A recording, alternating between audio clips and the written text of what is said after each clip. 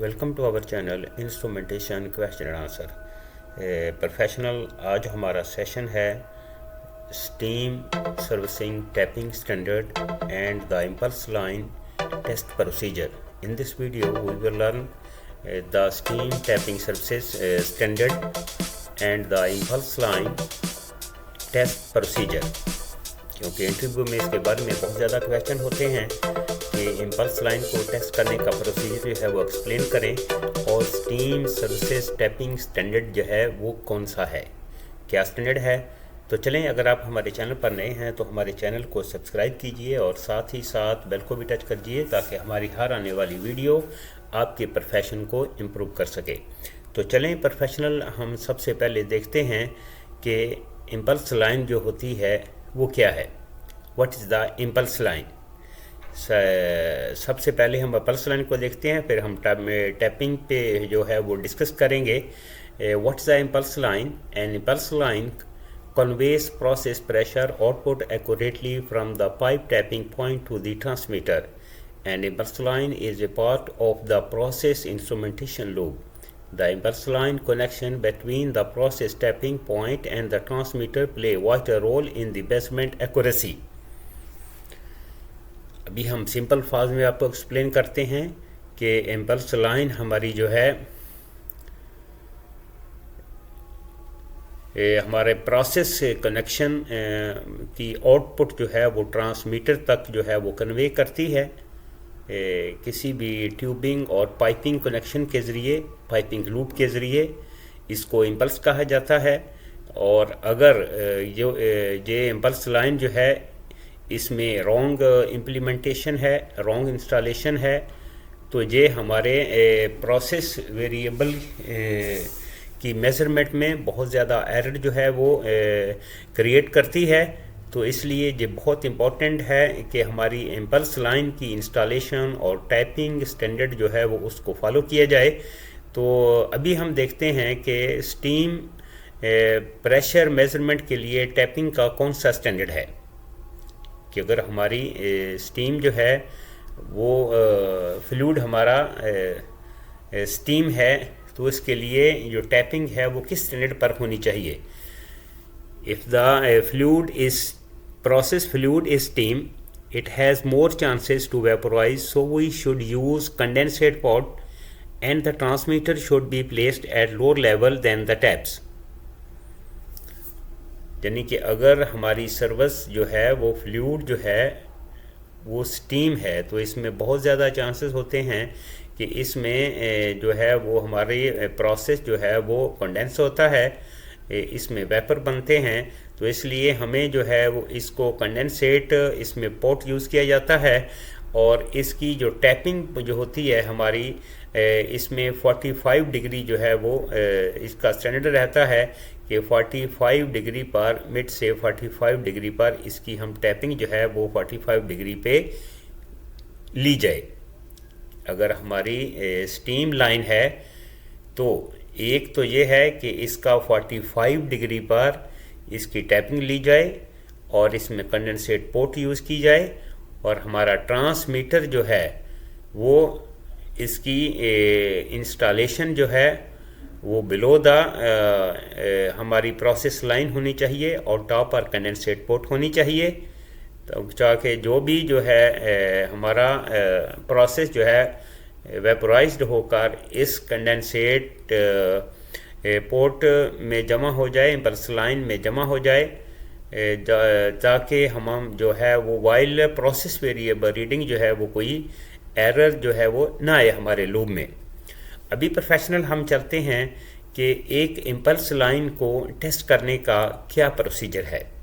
Interview में इसमें बहुत ज़्यादा क्वेश्चन होता है कि इम्पल्स लाइन को टेस्ट करने का प्रोसीजर एक्सप्लेन करें। तो हमारे प्रोफेशनल को पता होना चाहिए कि इम्पल्स लाइन को कैसे जो है वो टेस्ट किया जाता है।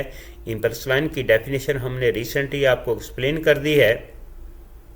तो इसको हम वन बाई वन देखते हैं कि impulse line testing procedure content number 1 test pressure equipment, number 2 test medium, number 3 testing pressure, number 4 checks to be carried out before starting press testing, number 5 impulse line testing pressure, number 6 post testing procedure, और number 7 final check to be carried out. ये आपको पता होना चाहिए कि impulse line testing procedure में कौन से कंटेंट जो है वो यूज़ किए जाते हैं।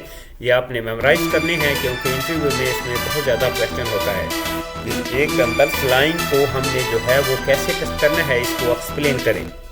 तो अभी हम नेक्स्ट स्टेप लेते हैं कि टेस्ट प्रेशर इक्विपमेंट में हमें टेस्ट गेज चाहिए, हाइड्रो मैनुअल पंप चाहिए, हॉज चाहिए, और gauge used shall be calibrated with ±1% accuracy and shall have calibrated sticker।